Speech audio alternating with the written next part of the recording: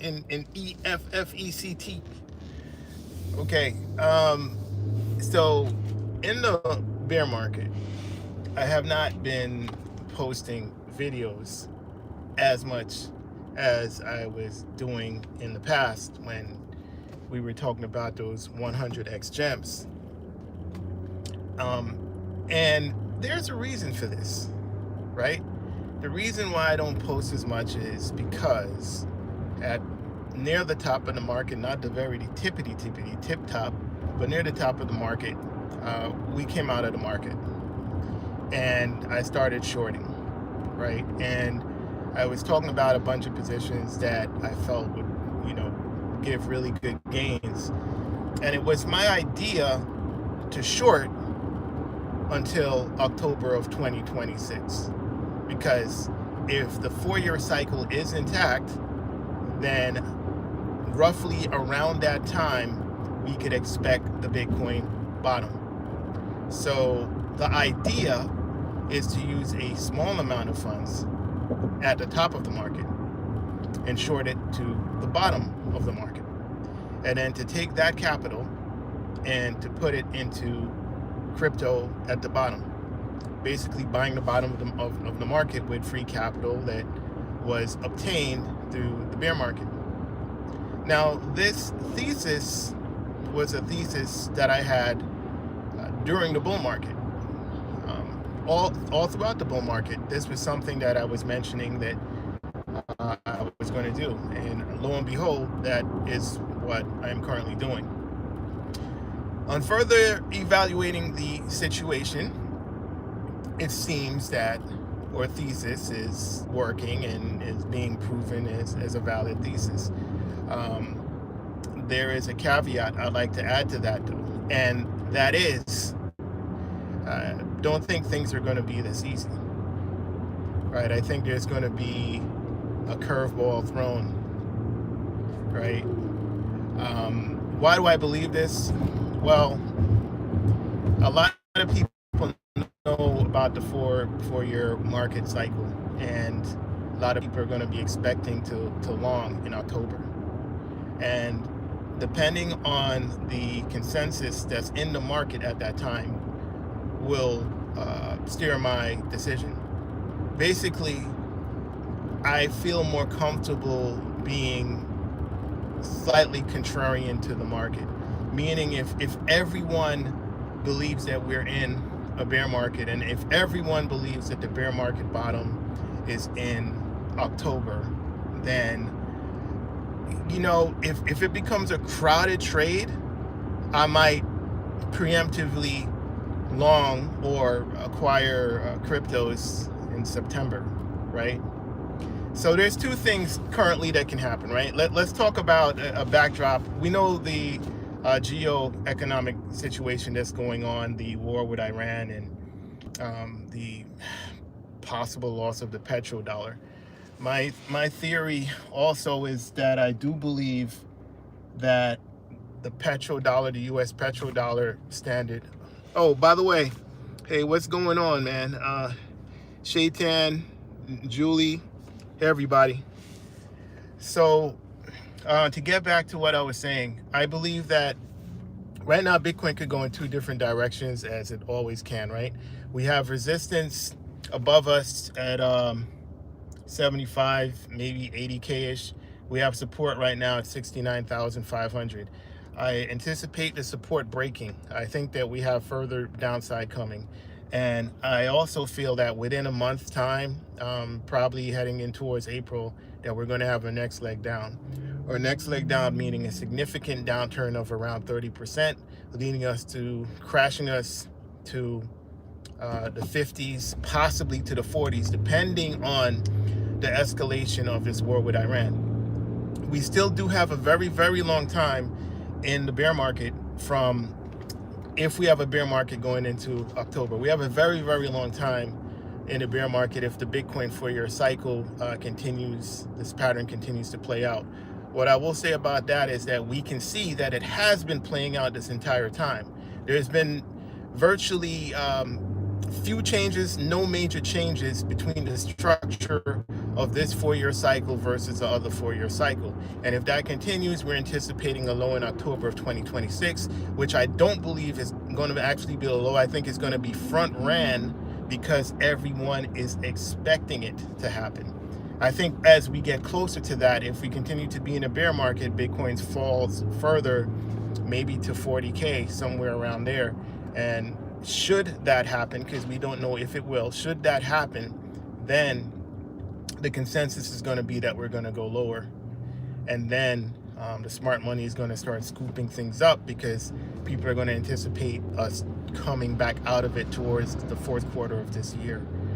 I do believe that the situation concerning the US and Iran, and I'm trying to be arbitrary in this and not put any personal feelings because it's a crypto channel, but my heart goes out to everyone involved in this conflict. That's all I'm going to say about that. But the situation going on right now between the United States and Iran, I think is going to escalate. It has been escalated, but if you look at the players that are involved, we have two sides. There's actually a trifecta. There's three sides, right? There's also Israel. We have two sides that are religiously bound, and two of these sides are willing to fight to the death, which will bring about a prolonged and devastating war. And then we have the actual gun, which is the United States. I believe that the actions of the U.S. by bringing Marines, over 5,000 Marines to the area, by having the United States Army ready to get locked and loaded. We're talking about thousands upon thousands of troops. And by moving battleships, warships into the area and heavy artillery into the area, I believe that this represents an escalation of the conflict and not a de-escalation. So there are things that are being said publicly that sounds like de-escalation, but I believe that's a fog of war. I believe that's a tactic. You say one thing and then you do the other thing, right? So that seems to be what's happening.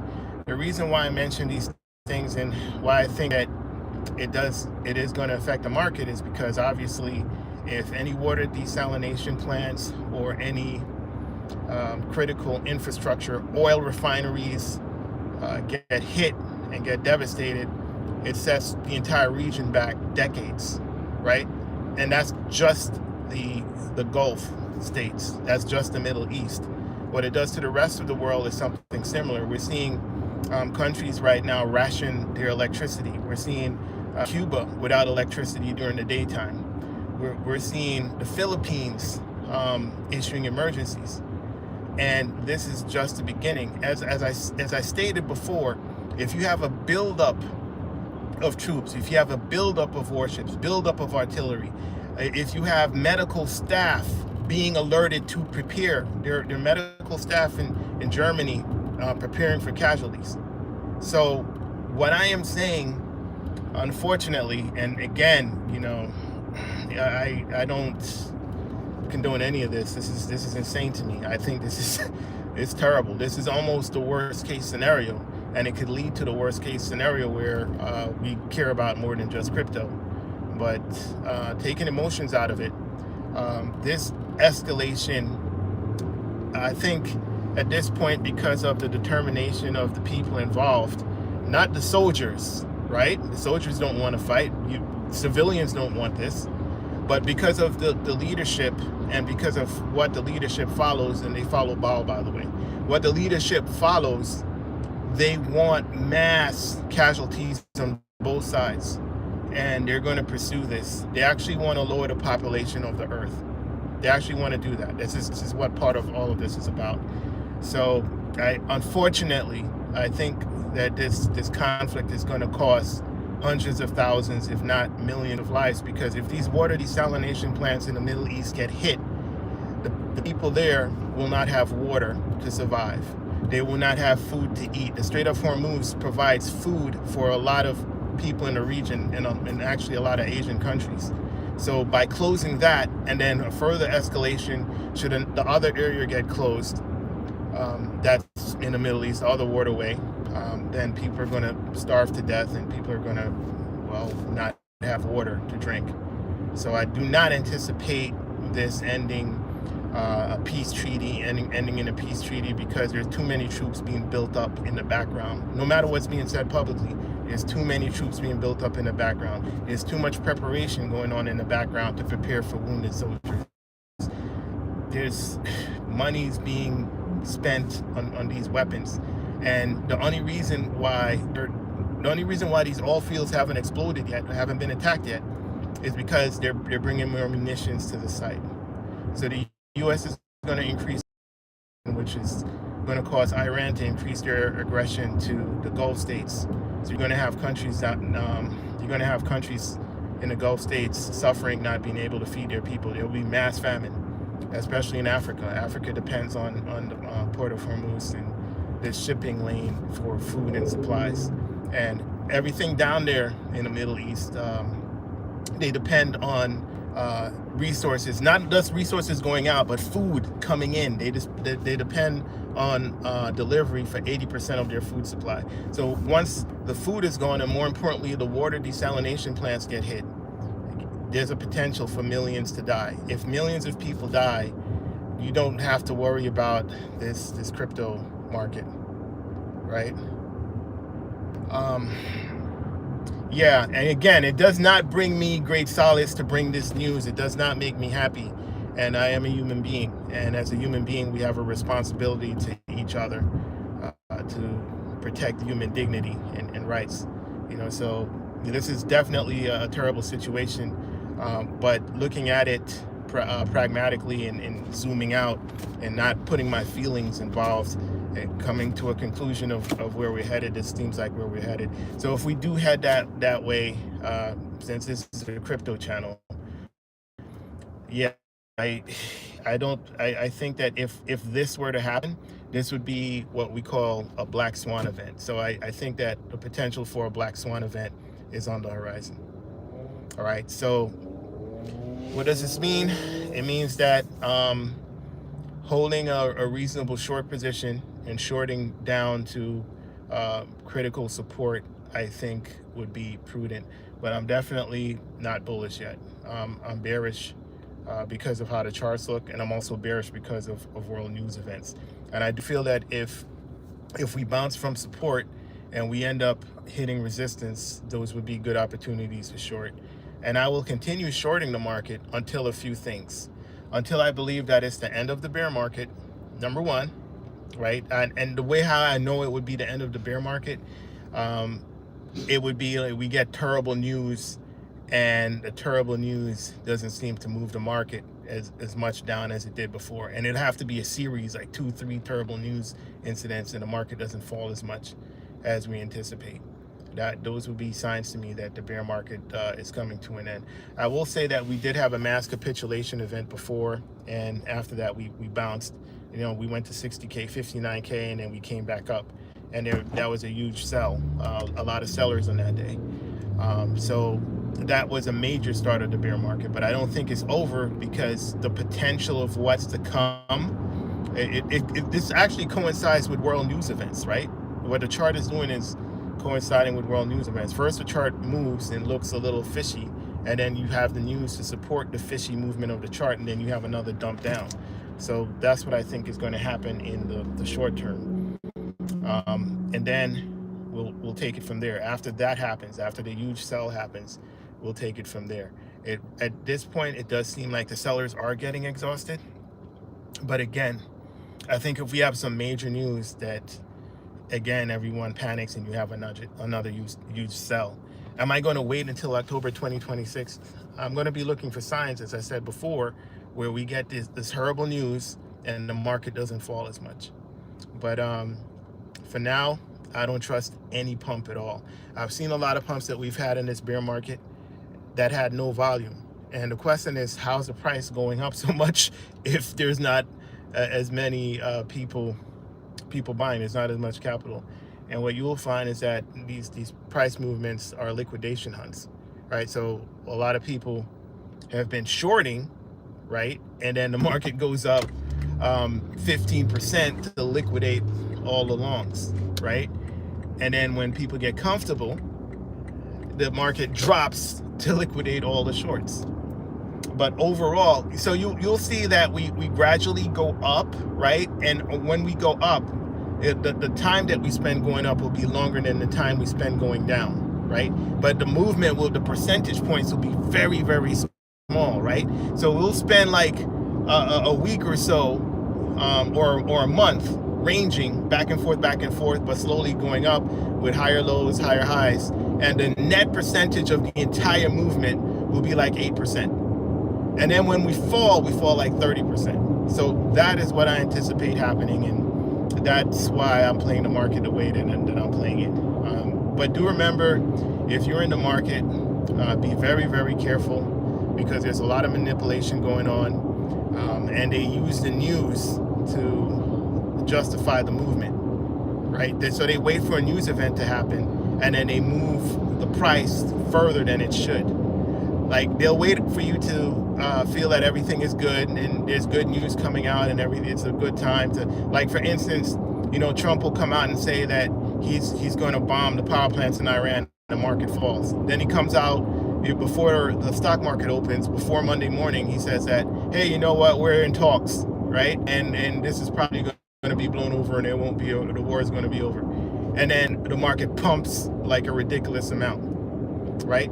And then later on, you find news that no, there's actually not any real talks. So basically, this is market manipulation, right? Everyone's being manipulated, and insiders are making a ridiculous amount of profit, because they buy or sell, they long or short, right before the news comes out. So this is a way for them to make free money, right? They're making billions of dollars, millions to billions of dollars doing this. So what I'm telling you is, if you're a market participant, make sure that you manage your leverage if you're long and shorting, and you have to, it's imperative, you have to put a stop loss in. If you do not put a stop loss in, I guarantee you will lose all of your money. You'll lose all of your money because of these wicks. These wicks are meant to liquidate people. The market goes down way more than it should, and a lot higher than it should, and then it gets corrected right away. And this market movement where we're going up and down, but higher lows, higher highs for a month's period of time. This is to get people confident, right? So people are saying, hey, it seems like we're going up. It's taken a while, but the overall direction is up. And then you put all your capital in, and you're doing 10x leverage or 5x leverage, and you think you're being smart. And then overnight, Trump tweets something, and you lose every penny you put in the market. So I'm warning you guys right now to be very, very careful. If you do plan to play in this market at all, just put in a little bit of money, so for learning purposes, for educational purposes, and make sure your stop loss is set. Because if your stop loss is not set, and when I say stop loss set, I mean stop loss that if it touches that level that you get out of it, if it touches support, if it touches resistance, that you're ready to get out of it, because they're going to liquidate you. This is liquidation hunts. The bear market is about liquidation hunts. So they're going to build this capital up all throughout the bear market with the liquidation hunts. And then when everyone fully gives up on crypto, this is how you'll know it's the end of the bear market. When everyone says, man, this is some fraud, it's a scam, I'm done. When 90% of the people are like, I'm done with this is BS, I lost everything. When that happens, when there's no more hope, when there's no more buyers left, that will be one of the signs that, okay, this we might be bottoming out here. That will be one of the signs, right? So you won't know the exact day, exact time, but I would look for Bitcoin to come down below the 250-week moving average, or at least the 200 moving average, somewhere around there. And once it's around there, I'd have a little bit more confidence buying. Even though I won't be buying at the bottom of the market, at least I know I'll be getting a price that's better than 90% of the market participants, and I'll be fine with that. And I'd have to also realize that I'd have to be patient and be willing to wait until things reverse and change, because at that moment in time, things will seem the most hopeless. It will seem like this market's never going to come back. And at that moment, then he knew that it was the right time to buy. Well, this has been Crypto.XL. Thank you guys for tuning in. I'm glad I was able to come back and make a video. And I will be seeing you guys at the top. Remember to keep the faith, keep your family safe, and buckle up. We're going to be in for a ride. I don't care where you are. We're going to be in for a ride. It's going to be a ride. It's going to affect everyone, right? Because energy affects everything, right? Energy affects your grocery bill, your electricity bill, your how much you pay for gas for your car, your transportation from work, whether or not you have a job. It affects everything. So we're all going to be affected by this. What I could say for 2026 is for those of you that are able to do it, to hustle really hard, put your head down, stop dealing with things that won't benefit you and won't benefit your life. If you're able to, work harder than ever before. What I mean by that is get another source of income, not just one source of income, get multiple sources of income, because things are about to hit the fan, and only the ones that are really, really strong are going to be able to come out from this on top. For those who are strong and those who are prepared, this is going to be the opportunity of a lifetime. But for 80% of the people, it's just going to get worse, all right? I have to bring you that news. I have to keep it real with you guys, man. I would love to be up here and say, oh, everything's great. But that's only going to make your situation worse, right? I have to tell you like it is. Well, this is Crypto.XL, and I will see you guys next time. Peace.